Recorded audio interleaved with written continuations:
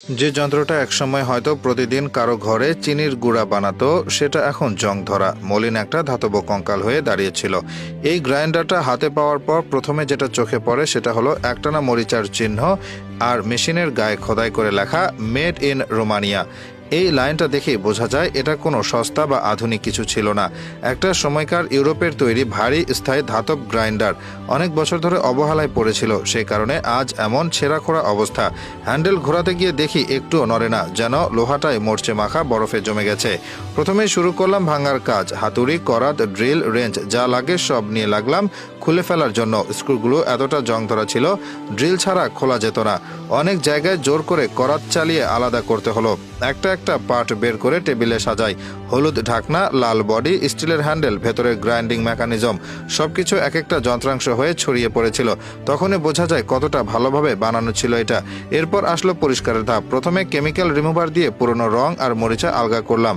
তারপর ধাতব ব্রাশ দিয়ে ব্রাশ করতে করতে যতটা সম্ভব জং সরালাম। এরপর টর্চ দিয়ে গরম করলাম। এই গরমে ধাতুর গায়ে চেপে থাকা মরিচা আরো নরম হয়ে আলগা হয়ে আসে। তারপর স্যান্ড ব্লাস্টিং মেশিনে ঢুকিয়ে এক একটা পার্ট একেবারে ধাতব স্তর পর্যন্ত পরিষ্কার করে ফেললাম। ব্লাস্টিং এর সময় চোখের সামনে ধুলা, রং, মরিচা উড়ে গিয়ে ধাতুর আসল শরীর বের হয়ে আসে। এটা একটা আশ্চর্য সুন্দর মুহূর্ত। এবার ফিনিশিং এর কাজ। ড্রিল মেশিনে নতুন করে থ্রেড তৈরি করলাম। যেসব স্ক্রু আগেটা ধরে না সেগুলো নতুন করে মেপে কেটেছি। ছোট ছোট ফাইল দিয়ে যতটা পারি নিখুঁতভাবে ফিট করলাম সব অংশ, যাতে পরে ফিটিং করতে কোনো সমস্যা না হয়। গ্রাইন্ডিং অংশগুলোর দাঁতগুলো পরিষ্কার করে আবার ধার করলাম। এরপর শুরু হলো রঙের পর্ব। প্রথমে সব ধাতব পার্ট বাফিং হুইলে পালিশ করে চকচকে করলাম। তারপর সাদা প্রাইমার দিয়ে সব পার্টের সমানভাবে কোট করলাম। এরপর ওভেনে ঢুকিয়ে সেট করলাম। এই ধাপের রং ভালোভাবে ধাতুর গায়ে বসে যায়। ওভেন থেকে বের করে লাল রংটা এমন ঝকঝকে লাগছিল যে এবার তাকিয়ে মনে হয় এটা নতুন বানানো কোনো হাই এন্ড মেশিন।